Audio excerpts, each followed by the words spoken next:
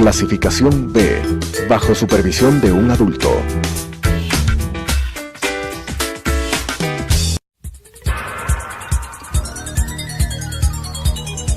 Las opiniones vertidas en este espacio por la producción y dirección del programa son de exclusiva responsabilidad de sus autores y de quienes intervienen en ellos.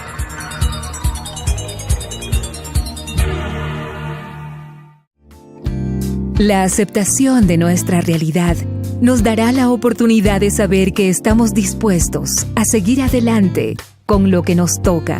Te invito a acompañarnos. Hoy es un buen día para empezar de nuevo. Telesucesos Canal 29 presenta Frente a la Vida con Juan Diego Umpierres. Bienvenidas, bienvenido Frente a la Vida, a tu espacio. Gracias por pertenecer. Gracias además por tus comentarios, gracias a nuestros invitados, gracias a ese público maravilloso que entiende que por lo menos en media hora tiene la alternativa, tanto en televisión como en radio, de escuchar cosas diferentes. Siempre insisto, aunque crean que nos pueden bombardear de tanta oscuridad, bueno, es cierto, pero en la oscuridad también tenemos el deber de buscar ese rayito de luz, y por eso aquí en estos 30 minutos buscamos siempre darte alternativas, en ofrecerte lo que tiene que ser la vida, un milagro extraordinario con capítulos y matices de muchos momentos, de muchos colores, pero al final la luz hay que verla. Así que agradecido también a toda la gente que se conecta a través del mundo del internet, maravilloso, nuestra página web, radiosucesos.net, gente de todas partes del mundo, siempre lo digo, de la Patagonia al Medio Oriente, hacemos la parada inteligente a las 6:30, y por supuesto la invitación a que nos veas en nuestro canal de YouTube, Telesucesos, todos los programas, hay 300 programas ya, así que estoy muy feliz de estar en este camino, de esta misión, ok, gracias a todos ustedes de hacer una radio y una televisión diferente. Lo dijimos y vamos a tener otro programa, se nos quedaron muchos temas en la mesa con el querido doctor Luis Arocha, médico psiquiatra, y nuestro querido amigo, filósofo y psicólogo Álvaro Carrión, en función de hablar de la psicoterapia. Había quedado un tema pendiente ayer que era importantísimo, hablar de lo que es este concepto de la psique, en función de que pareciera algo no tangible, pero con una fuerza y un componente que rige la vida de alguna manera, ¿no? Y habíamos dejado la definición en latín, psique, alma, además de un maravilloso mito dentro de la, valga la redundancia, la mitología griega, de esa conexión del eros con la psique en función del alma. Y por eso he insistido un poco dentro de este camino material y no material, sin abordar planos esotéricos, pero habíamos hablado ayer del piano y el pianista. Hay una conducción, Álvaro, más allá energética que se requiere en función de todo lo que tiene que ver con nuestro comportamiento, con nuestra conducta, con ese campo profundo y oscuro que es el inconsciente, o es simplemente una manifestación cerebral ubicable desde el punto de vista físico. Bueno, de esto se ha discutido mucho. Hay, por ejemplo, en la lectura de Freud, pienso en Rolf Carballo, por ejemplo, un médico español, que trata de ubicar, por ejemplo, el inconsciente en algún lado del encéfalo, ¿no es cierto? Y ubicar. Yo creo que acá hay un equívoco fundamental en esto, que es el tema de aquello que puede ser ubicado dentro de una consideración teórica, de aquello que aparece en un lugar y puede ser señalado.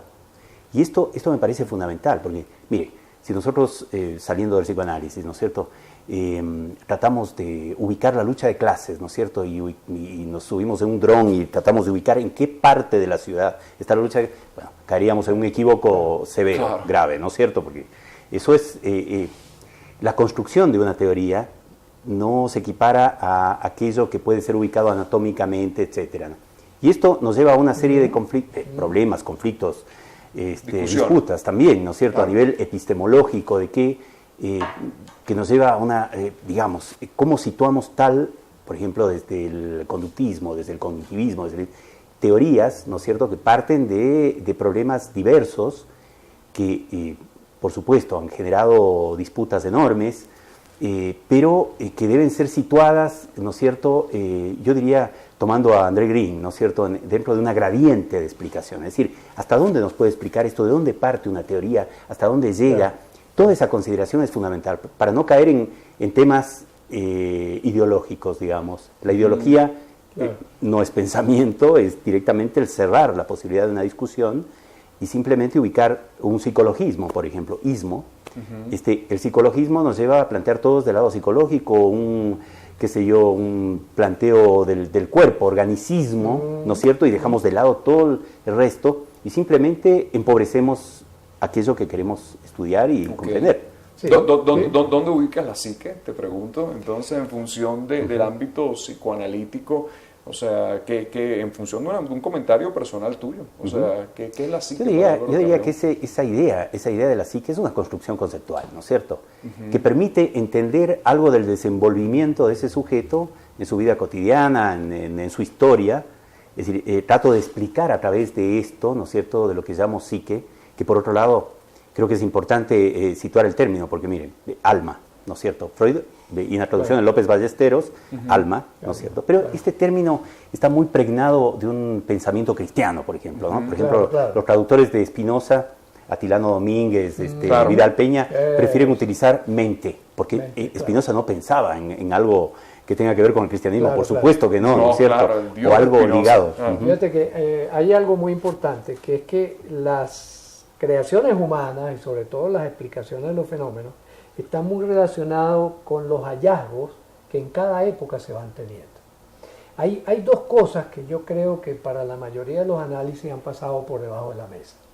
Uno, la invención, el descubrimiento primero y la invención del holograma. Y en segundo lugar, la física cuántica.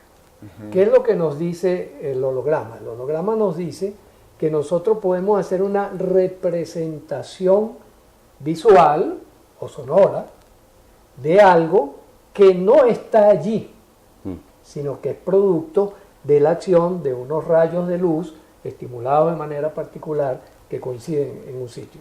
Yo no sé si ustedes han visto un holograma en vivo, ¿no? Pero es una cosa sorprendente, ¿no? Yo tuve oportunidad de haber visto 2 hologramas ahí presenciales. Y la verdad es que es una experiencia sorprendente. Define el holograma para la gente. Sí, el holograma es esa imagen que bueno, hoy en día es muy popular en el cine, en YouTube se pueden ver hologramas. Y la Guerra de las Galaxias. La Guerra de las Galaxias. La Guerra de las Galaxias. Muchas películas que han sido estos aparecidos, en las películas de fantasmas y tal, que tú los puedes atravesar, porque no están allí.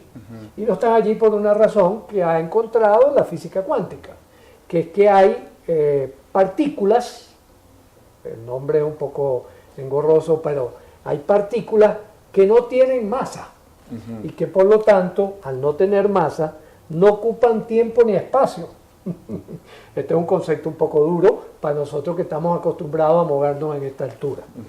Pero que se ha descubierto que el cerebro, en su funcionamiento, sobre todo a nivel de sinapsis, opera de esa manera. Son saltos de fotones, los fotones son los elementos de luz, por eso yo la luz no la puedo atrapar. Y por eso la luz yo tan solo la puedo ver, pero no realmente no es una materia. Entonces, hay quienes hemos estado leyendo un poco una aproximación, que no está resuelto completamente este rollo de la mente, del alma, el espíritu, 400.000 niveles para explicar esa expresión fantástica que tenemos los seres humanos de pensar, de comentar y a lo mejor de trascender la vida material. Pero que hoy en día tenemos una aproximación interesante a través de todos modelos. Por ejemplo, nosotros en nuestro modelo teórico concebimos la mente como un holograma, que es lo que nos hace tener la impresión de que tú estás allí, tú estás aquí, y que yo los pueda escuchar y los pueda sentir. ¿Por qué? Porque mi cerebro trabaja en esa dimensión, trabaja precisamente integrando muchos flujos de información distinta y concentrándolo. Me toca ir un corte, pero dentro de, no me acuerdo el planteamiento del científico que planteó esas 4 humillaciones, donde denominaba a Freud, la última humillación es que al final lo que vamos a hacer nosotros es una masa de grasa flotando en agua, o sea, al final todo es cerebro. Dejo esa pregunta entonces aquí en el tapete. Hoy lo conversamos con Álvaro Carrión, filósofo, psicólogo, psicoanalista, y mi querido doctor Luis Arocha, médico psiquiatra. Le pregunto, ¿seremos solo cerebros aquí frente a la vida? Regresamos frente a la vida. Bueno, deja un poco la inquietud, entonces, si esa doctrina y esa teoría que dice que, bueno, en 20, 30 años nosotros vamos a descubrir que lo que somos es esa masa de grasa flotando en agua, que somos puro cerebro, bueno, desde el punto de vista filosófico te pregunto a ti también, ¿no? Estaríamos un poco girando la mirada hacia otro lado. Somos puro cerebro, Álvaro.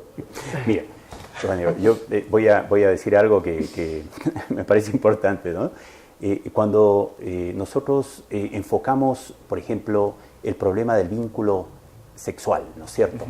Y leemos a Huxley y encontramos en El Mundo Feliz, ¿qué es esa relación y esa cópula entre dos sujetos? Huxley nos dice, es un intercambio de fluidos. Lo podemos ver así, ¿no es cierto? Pero resulta que si nosotros lo miramos desde... claro, es un intercambio de fluidos. Nada más que eso. Eso es todo. Bueno, pero... Cuando Sagan dice, creo que fue Sagan el que dijo que somos polvo cósmico, ¿no? Mira, un amigo jugaba muy bien el ajedrez, ¿no? Y el hijo decía, pero ¿qué? Se pasan horas moviendo los deditos. Es como si un pianista se pone a tocar con el pianista, y dicen, pero ¿qué? Se la pasa horas haciendo así los deditos, ¿no es cierto? Es decir, ahí perdemos algo, ¿no es cierto? Reducimos de tal manera aquello de lo que estamos hablando que pierde significado. Es como algo que no tiene mucho sentido, además, ¿no es cierto? Sabemos lo que significa y toda la complejidad de un juego como el ajedrez, el juego ciencia. Sabemos que el vínculo, ¿no es cierto? Bueno, la vida se la pasa hablando, los boleros, todo, ¿no es cierto?, de que el amor y el afecto y todo esto, y el vínculo. Freud ha desarrollado toda una teoría con respecto a la sexualidad, 3 ensayos, la planche de la teoría de la sexualidad generalizada. Bueno, todo esto, ¿no es cierto?, queda reducido, yo diría, pero esto es una forma de mirar las cosas, ¿no es cierto? Claro. Es como quedarse en el nivel, como decíamos ayer, ¿no? Que hay unos niveles de estructuración de la realidad. Y si nos quedamos en el nivel nada más biológico, vamos a llamarlo así, al nivel que hemos llamado biológico. Claro. ¿No? Seríamos entonces únicamente, y no cerebro, porque ¿qué ocurre? Que se han descubierto cosas más simpáticas, como por ejemplo, que el corazón tiene neuronas. Claro, el mismo aparato digestivo. Que el intestino digestivo tiene neuronas. Y que esas neuronas participan del concepto global del sistema nervioso central o de hardware, por utilizar otro término también muy controversial, de hardware de lo que puede ser nuestras expresiones como seres humanos. La maravilla de la experiencia que está en otro nivel. La maravilla de la experiencia no está en interpretar que se la pasan moviendo cositas allí, sino la maravilla de la existencia es que llamamos a eso juego de ajedrez, que es tremendamente complejo, tremendamente entretenido, por lo menos para los jugadores y los admiradores del ajedrez, y que es lo que le da valor, y es lo que le da sentido a la vida. Así es. Fíjate que nosotros hemos visto, y siempre lo cito porque me ha llamado la atención el famoso video del sacerdote Carreira, el español. Él es un físico nuclear, además trabaja para la NASA, un sacerdote jesuita, no es muy simpático, un español como 80 años, de hecho hay un debate con un ateo donde el tipo se pone... Pero él hace relevancia un poco a que a las 4 leyes, no me meto en física porque sería un desconocimiento de mi parte, pero él dice que las 4 leyes que funcionan a través de la materia están plenamente determinadas. O sea, que la materia produce materia. No hay ninguna ley que pueda decir que la materia pueda producir otra cosa que no sea materia. Entonces, él hace una especie de ejemplo diciendo que la materia no puede explicar una poesía, que la materia no puede explicar el sentido de la libertad del hombre, por lo menos, ¿no? O sea, un poco la relevancia de que hay detrás, hay una cuestión y que él tiene todo el derecho a pensar, bueno, que el mundo material y que esto que llamaba psique, también planteada por Jung, decía, no pertenece al espacio y al tiempo. O sea, la psique tiene un desplazamiento que no pertenece exactamente a eso. Comparte un poco, y ahora citando un poco a Jung, bueno, también alumno de Freud y cercano, a pesar de que tuvieron divisiones, pero partiendo un poco de esa psique más allá del espacio y el tiempo, te pregunto, Álvaro. Bueno, yo diría que como sujetos nos proyectamos más allá del espacio y el tiempo, sin que estemos en el espacio y el tiempo, digamos, el momento que nos proyectamos hacia un futuro, por ejemplo. Podemos construir, ¿no es cierto?, la idea de una utopía, ¿no?, de construir la idea de un mundo mejor, cosa que ha sido bastante complicada, ¿no? Por otro lado, ¿no? En el siglo XX hemos sabido ya esos encuentros terribles, ¿no es cierto?, con esa idea de, ¿no es cierto?, esa construcción de ese sujeto ¿no es cierto?, el socialismo, la idea, pero también desde el neoliberalismo, ¿no? Tenemos que sufrirla porque el futuro, bueno, la religión nos ha enseñado eso también, ¿no es cierto? Claro. Que tenemos que vivir... Viene a mi mente la propuesta esta de Hartman de la moral de futuro, como la responsabilidad básica que tenemos los que estamos en este momento jugando en esta vida y que sabemos que estamos al borde del precipicio. O sea, una especie que recién está empezando a vivir en el planeta es capaz de destruirlo por varias vías. Entonces Hartman hace ese llamado de atención diciendo necesitamos construir una moral de futuro, es decir, ponernos de cara a eso con esta, vamos a llamarlo espiritualidad por ahora, ¿verdad? Con esta espiritualidad de buscar salvar el futuro planeta, el planeta de nuestros hijos, el planeta de nuestros nietos. Y eso es lo que estamos cargando ahorita, que digamos es como el trabajo de esa psique que todavía no terminamos de ubicar bien, ¿no? Y que bueno, en la propuesta que por ejemplo nosotros hacemos, el grupo de investigación Neurocódex, es buscando que la idea de holograma y la idea de partículas subatómicas no materiales, sino energéticas, puedan brindarnos una explicación por lo menos temporal de las cosas. Muy un corte, vamos en la última parte a hablar del inconsciente, un poco que la gente se lleve de ese concepto profundo, misterioso, de ese disco duro infinito que es el inconsciente. Hoy desnudamos estos temas extraordinarios con Álvaro Carrión y el doctor Luis Arocha, aquí, Frente a la Vida.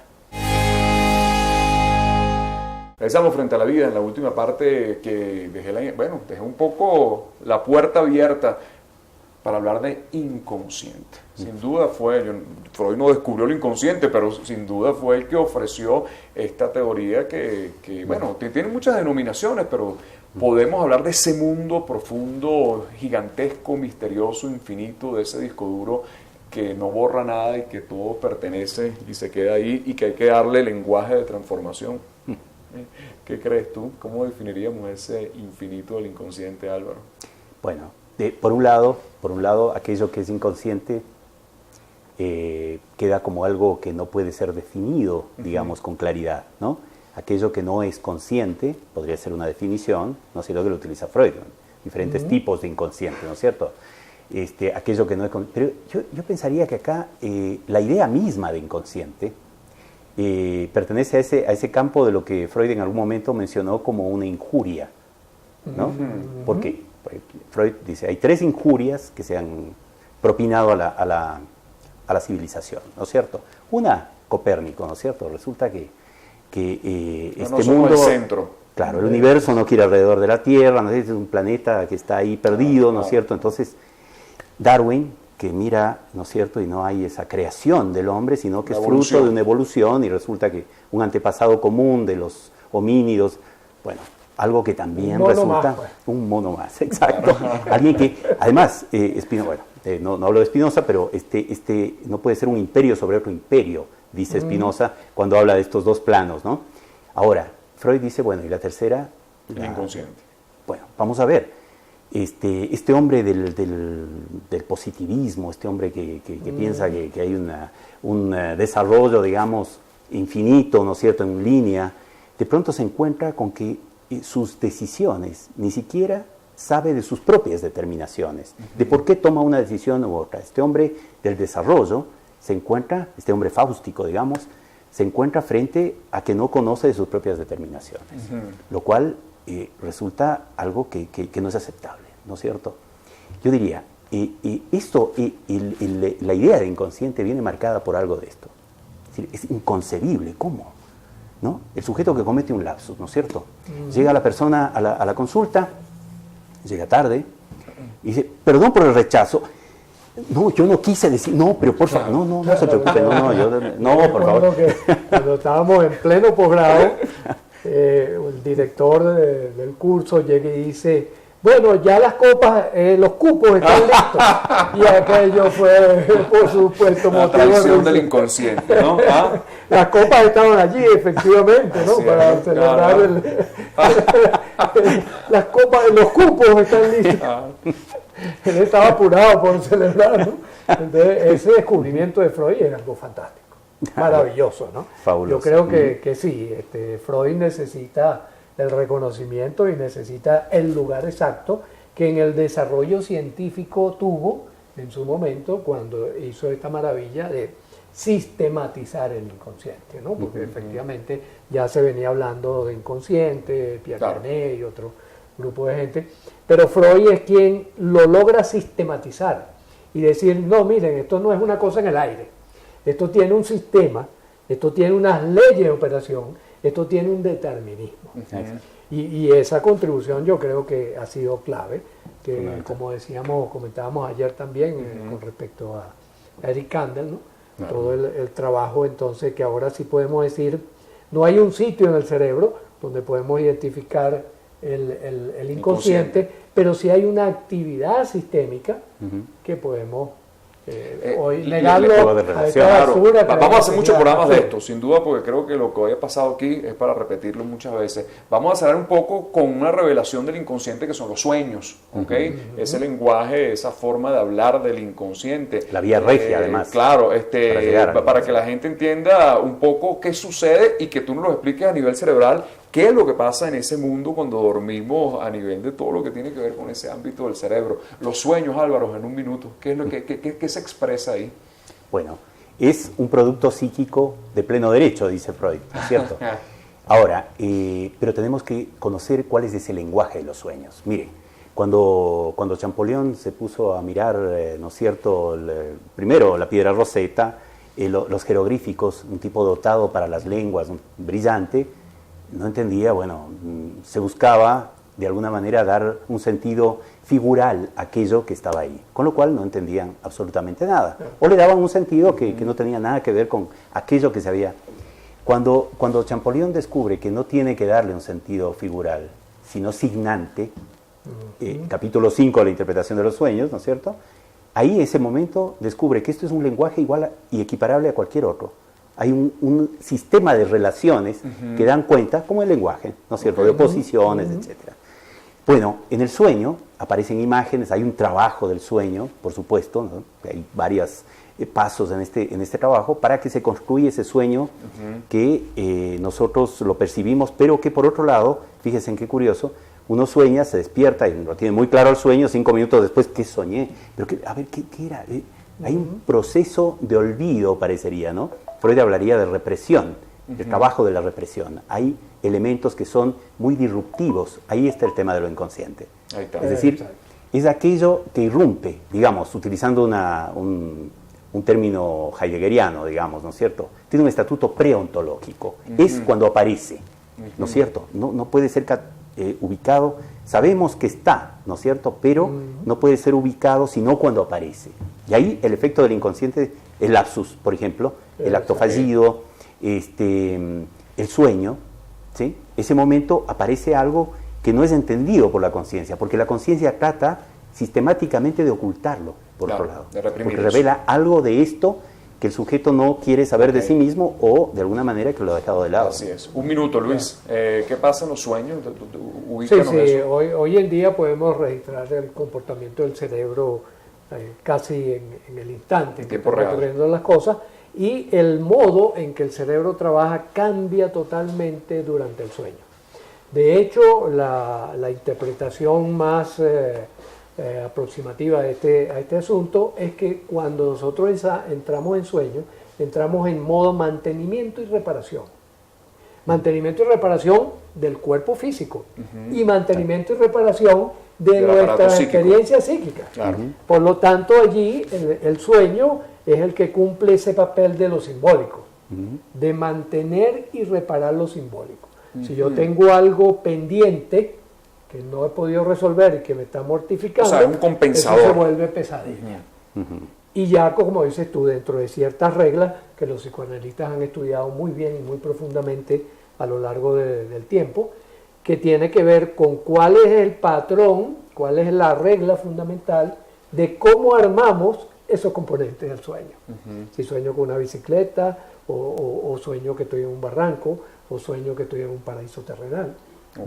Esas leyes de correspondencia es lo que los psicoanalistas han desarrollado de una manera muy inteligente y muy... el lenguaje que está oculto allí. que no es el mismo lenguaje del consciente. El consciente. Es otro lenguaje. Así es. Bueno, vale. Gracias, Luis, por estar aquí. Álvaro, todo un gusto, ¿no? Pero una por demostración favor. ahí. Bueno, Álvaro Carrión, filósofo, psicoanalista, y mi querido doctor Luis Arocha, médico, psiquiatra, todo un camino de la medicina ultramoderna también, ¿no? Así que si te llevaste algo en tu corazón, sumamos. Estos programas vamos a hacer mucho con ellos en función de meternos dentro, bueno, de aguas profundas, pero buscar un poquito, llevar a luz en conciencia. Hoy los tuvimos aquí, frente a la vida. Las opiniones vertidas en este espacio por la producción y dirección del programa son de exclusiva responsabilidad de sus autores y de quienes intervienen en ellos.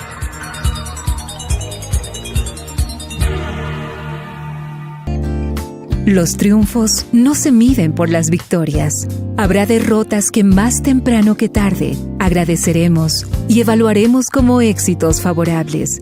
El tren pasa siempre, mientras estemos despiertos, frente a la vida. Nuestra cita mañana 18:30 en Radio Sucesos, 21 horas por Telesucesos.